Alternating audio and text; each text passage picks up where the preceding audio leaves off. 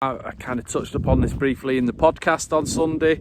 I make him the same personality type as Chris Hughton, so it's a bit of a confusing one because, you know, I don't think there's going to be an awful lot of change. And if fans weren't overly enamoured with the brand of football that Chris Hughton was playing, I don't think they should be expecting an awful lot different under Cooper.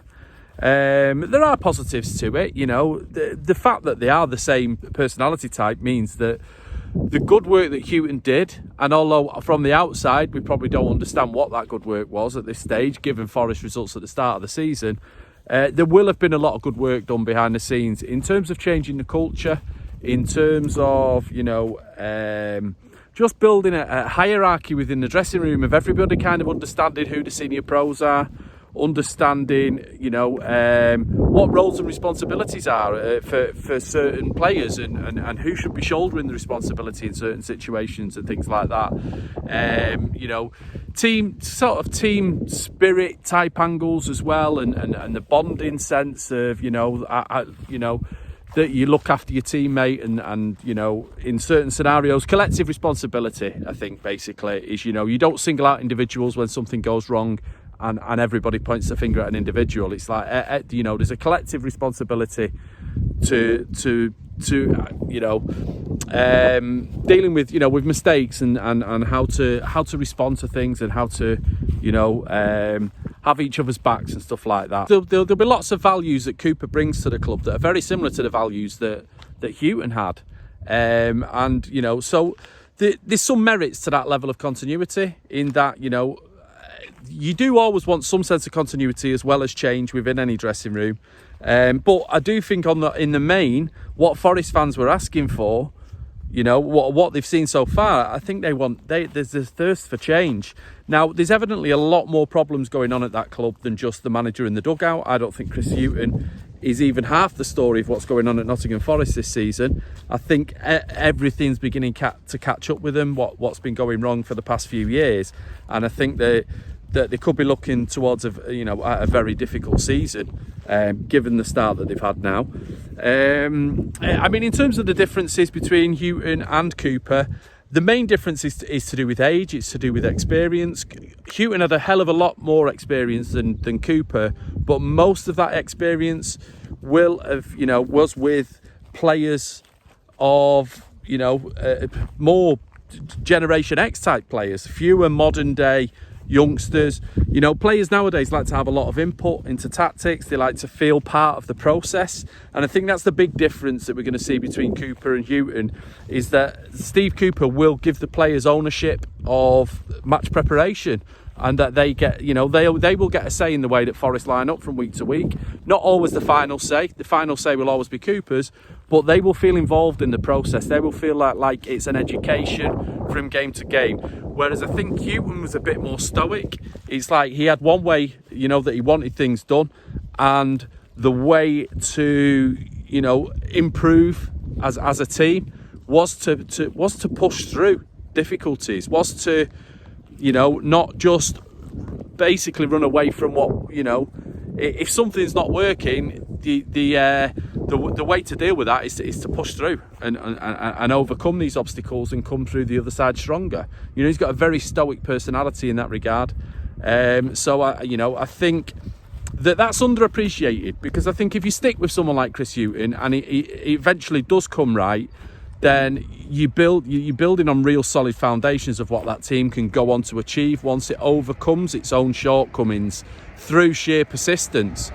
And because clubs now don't hang around for long enough, they don't see through these periods. You know, you need resilience at the top, not just resilience in the dressing room. And if there's no resilience at boardroom level, and there's no desire, or even supporters in the stands, if you're not going to be resilient enough to stick through the bad times with a manager, then you don't get the benefits on the other side. So Forest now have become a very short-term club, and, you know, Steve Cooper, at least in terms of, you know, how he does things differently from Hughton, is that he will give the players more ownership, and you might see a bit more desire from the players in the short term now, because they've got ownership of the process. And if they want to keep ownership of the process, they don't want Cooper sacked, because they might get another manager like Chris Hughton, who then starts telling them what to do, giving them orders, and then feeling almost, passengers in their own careers.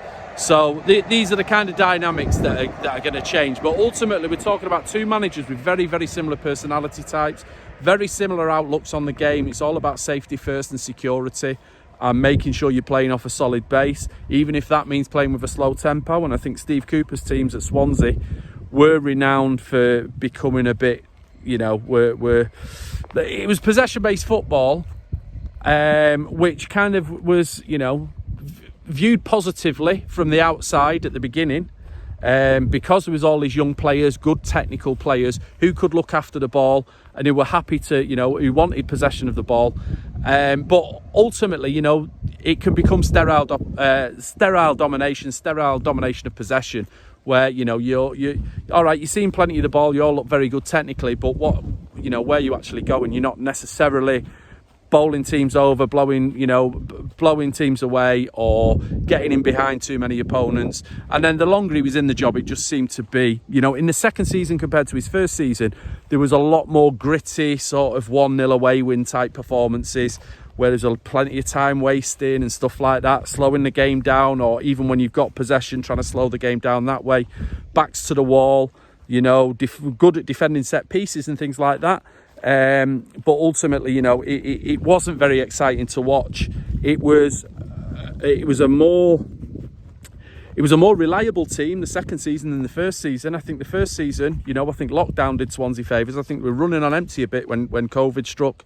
Then they came back out of lockdown into empty stadiums, and it just seemed to favour them a little bit. But what we can also say as well is, even at Swansea, Steve Cooper didn't ever really get the fans on side. And home games were always a little bit of an ordeal when fans were in the ground. I think that pressure's only going to ramp up even more at Nottingham Forest, and with the gates that Forest get and the demand that they've got for a certain brand of football, and now, given the start to the season, for results as well. Now, I don't think too many times at Swansea did we see a swashbuckling Swansea performance in front of their own fans, and fans loving it and really enjoying themselves. I think a lot of Swansea fans were kind of mourning the loss of Graham Potter for most of the time that Cooper was in charge, that they were in the ground and watching the football. So yeah, he might have a job just to win over the City ground faithful. So I don't think, on the whole, I don't think it's an exciting appointment. I don't think it's an appointment that's going to make a world of difference to Forest fortunes. But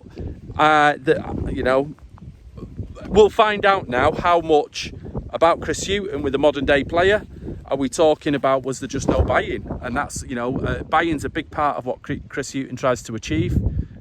Collective buy-in, teams all sort of backing each other up, and that side of things. So I think if we see players transform now and actually going above and beyond for Cooper, then possibly the big difference is that ownership of the process, and that fact that Steve Cooper's allowing them some input over tactics, and they're getting to choose how they want to play from week to week, as opposed to Hughton, who kind of lays down the law. This is how we're going to play. We're going to stick to doing the same thing week in, week out until we perfect it, till we get better. And if if there's anything that's not quite working out, it's down to resilience. You push your way through that, and you get to the other side, and you'll be better men and better people for it at the other side.